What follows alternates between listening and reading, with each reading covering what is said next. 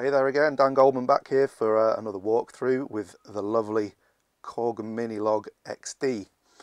Now for this walkthrough I want to explore the sequencer, so I'm going to build a sequence, build a sound, build a sequence, and then show you some ways to kind of step that sequence up, which should help when you take the XD out live or when you're building tracks in the studio. So first off, we are going to start from an initialized patch again.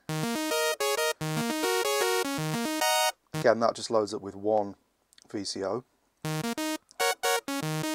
So I'm going to go to chord mode, and then we use the voice mode depth dial here to select mono mode. Now some people think that's actually missing because it's not on the front panel, but it's still here. That's mono mode, so this will give you your classic kind of mono legato mode. So we're going to have a saw on each wave here, selected over here. Add a little bit of detuning. Got to remember to bring up the level first. Just add some detuning, which kind of gives it a little bit of fatness.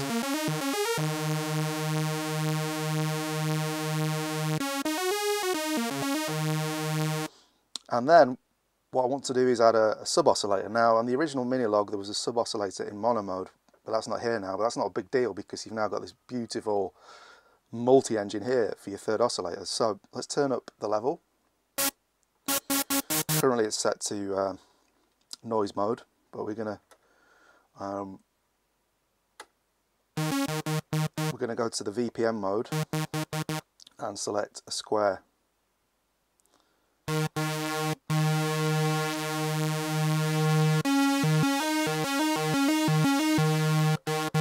Now I want to make that a bit lower, and as you can see there's no footage selector here. Like VCO 1 and 2 have got, you can change the footages to make it higher or lower. On the digital multi-engine we have to go into the menu, so we hit the edit mode and we go to multi-octave, so it's button 1, 2, 3, 4, 5, button 6, and just drop that down to 16 feet, which gives us that nice growly underpinning to the sound.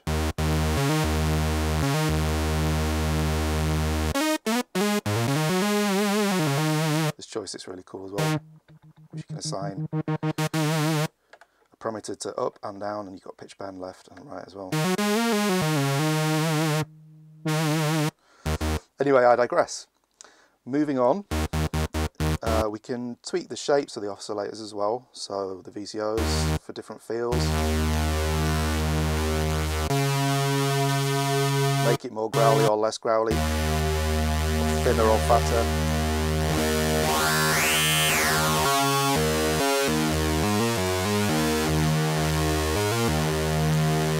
Sounds nice and aggressive. So the next thing I want to do is bring down the filter cutoff on this lovely 2-pole filter, which obviously makes the sound duller at the minute. But then what we need to do is set our AD envelope here to filter cutoff and tweak our EG intensity amount, which will introduce the AD envelope into the mix and sent to the filter. We can obviously tweak that to taste here. We're going to keep our attack at the fastest. We're going to set decay for a kind of plucky transient, and we can also use the AmpEG to tweak further if we want to add release.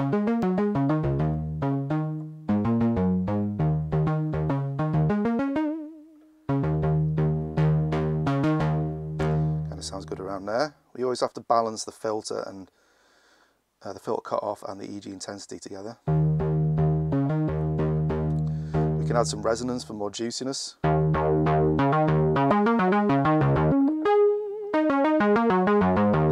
And then this lovely drive switch here, which is a 2-position drive switch.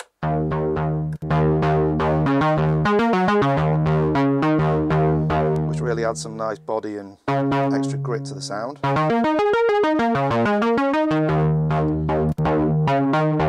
Kind of like it at full for this sound actually. balance that with the resonance as well. Tweak until you get it to a point where it sounds good.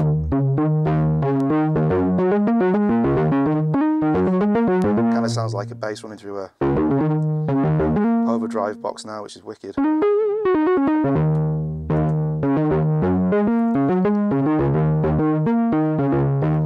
Okay, now moving on, I want to start sequencing now. So I'm going to set my BPM to 60. I want to give a half-time feel at 120 BPM, so I'm going to move it to 60, which will essentially make it seem like there's more than the 16 steps here. And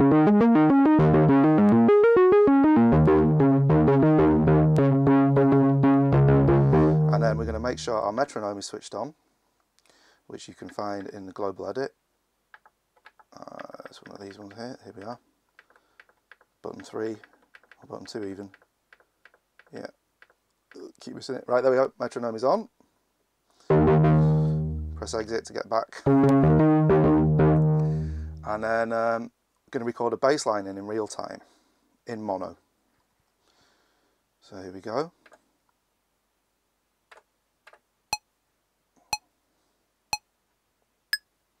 Just wait for it to loop round.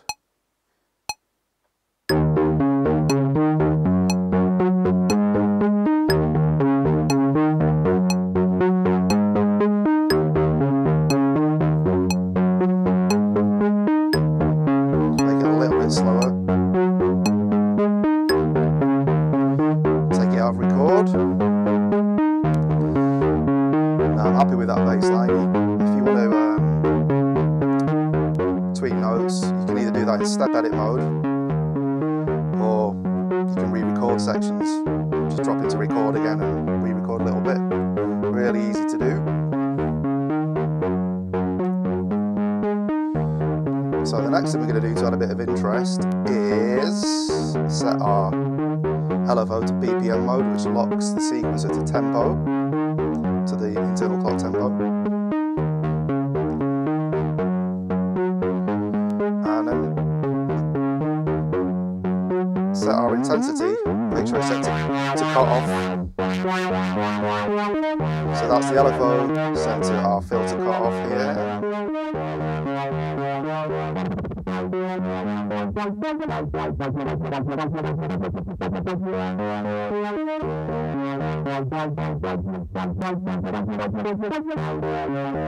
As you can see, just by turning the rate, you can do tempo lock and sort of ratchet effects.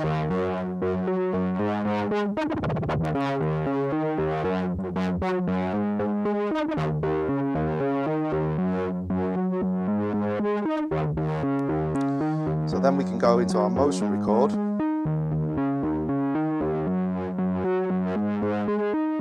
Hit record.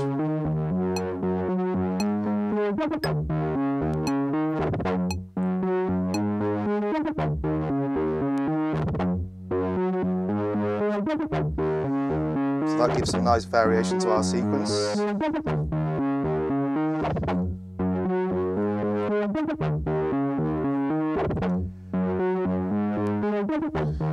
Now, to add further interest to the sequence, you can then switch to poly mode, and you can add more notes in there, because you've only used, so far we've only used one of the voices, so we've got 3 extra left to play on top.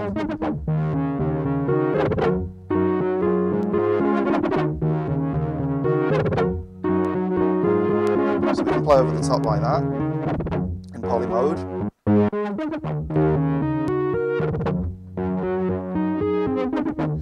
But also on the XD you can use the arpeggiator in conjunction with the sequencer, so you can play on top of the sequence like that. And you can record that as well.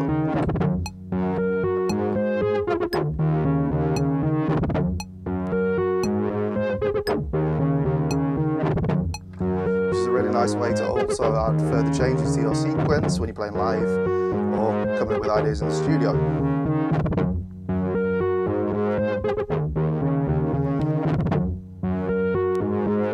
Now up to 4 different parameters can be motion sequenced to change up the complexity of the sequence.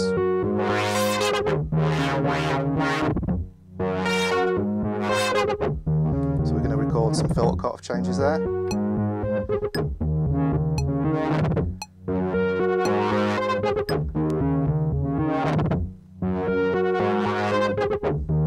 Which again adds another layer, the second layer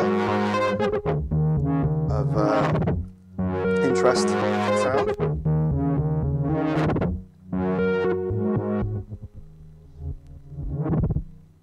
Just turning the EG intensity there to step things up and down a little bit.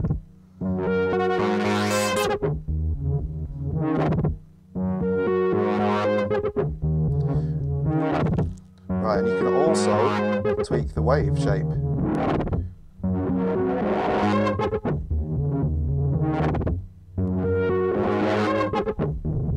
So we can go from, say, square here to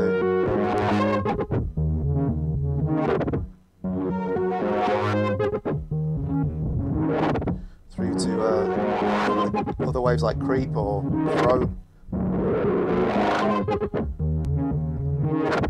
So we can actually sequence that as well.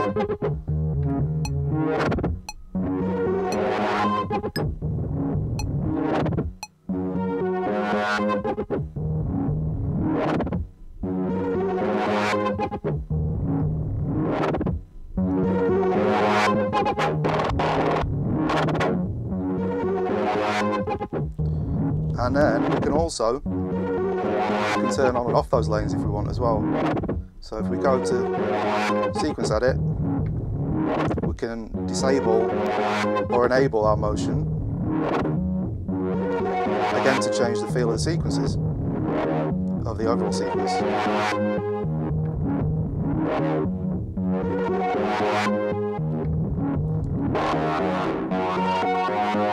So that's back to the original without any motion. Adding our first lane, second lane.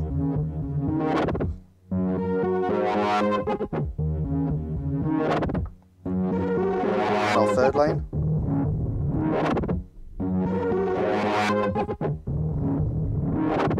And we can just bring those in and out as we want during our live set.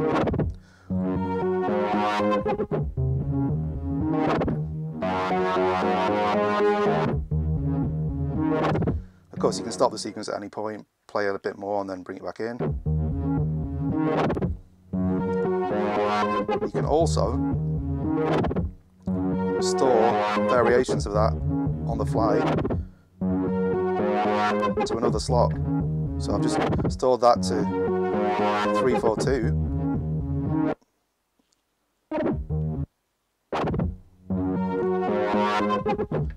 So I can store it to 343 as well. We can move between the two seamlessly. So say you wanted to do a really drastic change on one of those sequences, on this one. So let's go and turn the motion off.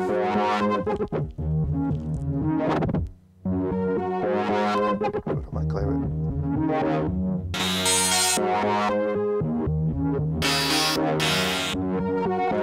Go to motion mode, record again.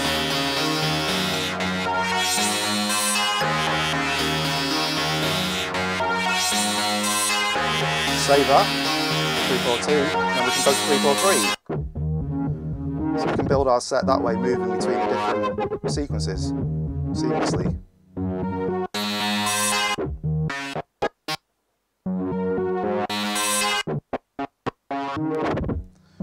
Which gives some nice feels and again changes up things for our live sets and gigs. Now, one other thing I want to show you is how to step lock a reverb to a particular step. So first of all, I'm going to select a reverb.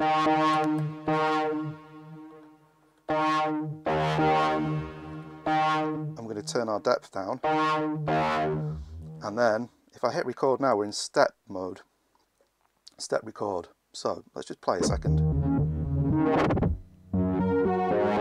So I want to lock the reverb to this step here. So I go into step mode, motion mode, I hold the step I want to lock the reverb blast to, and then I just turn it up, and you can see on the display here how it's just locked that reverb blast to step 13. So it should now sound like this. So you've just got reverb on step 13 there, coming in and out, which is really handy. And of course you can do that to any other step as well. If you wanted to do, say, another effect onto a step, because we've used all 4 lanes there, you'd have to delete one step, but you could do it. Delete one lane of motion, sorry. So if we go to our sequence, let's clear our VBM type.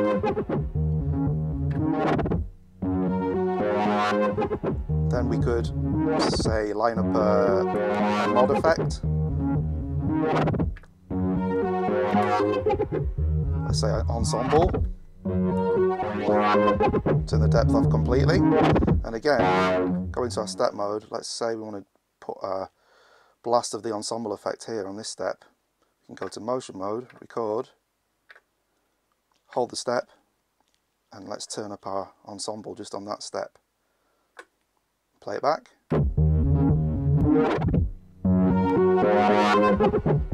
So you can see now have our ensemble blast going on here, then our reverb blast,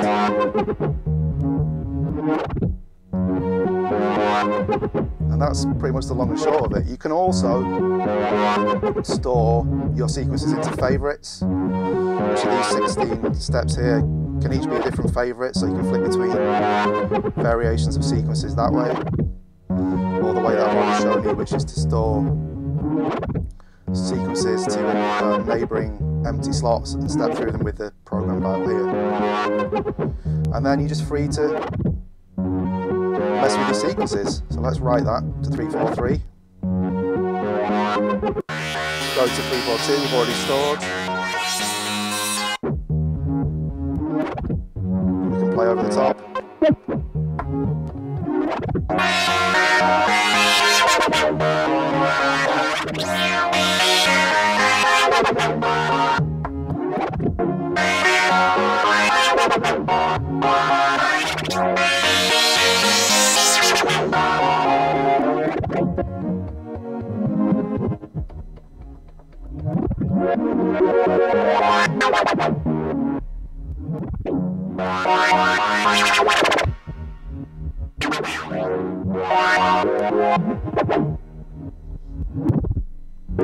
If the motion you recorded then starts to get in the way, again you can go back to your sequence edit mode and turn off the motion.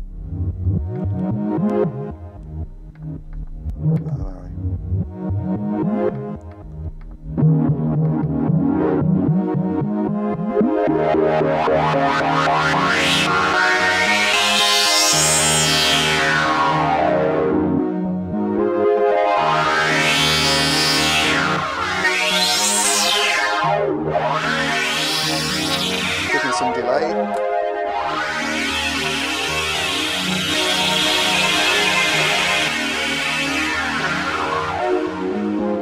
Ping pong delay.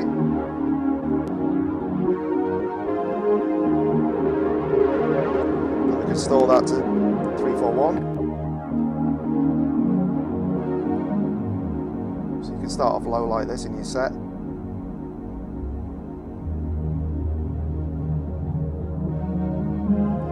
Bring up the cutoff.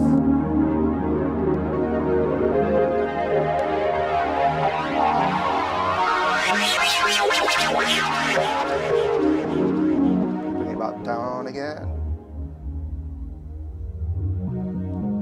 Just another one, another sequence.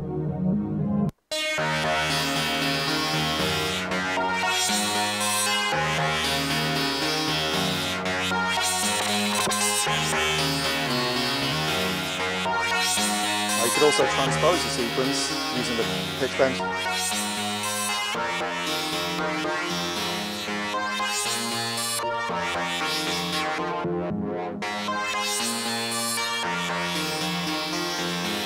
Just tweaking the effects, adding reverb, back down.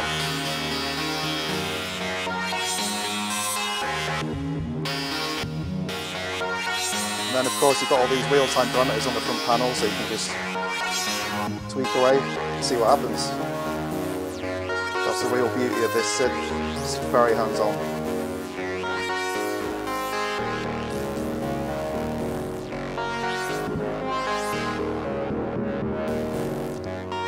Change the waves.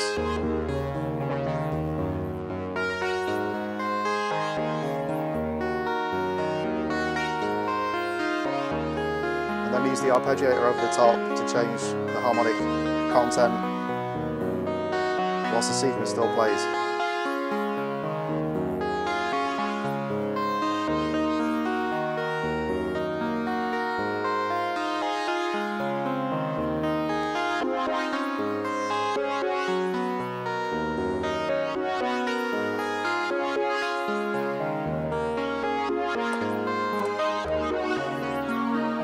Add some mod effect.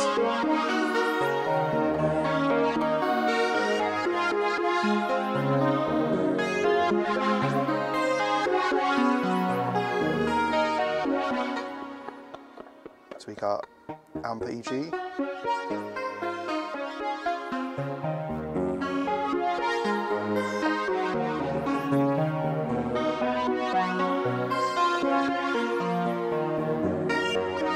Back to the sequence. So you can see it's very easy to step up that original basic sequence into something altogether more interesting for your live sets. And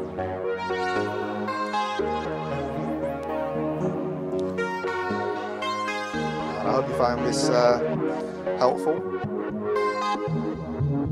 and useful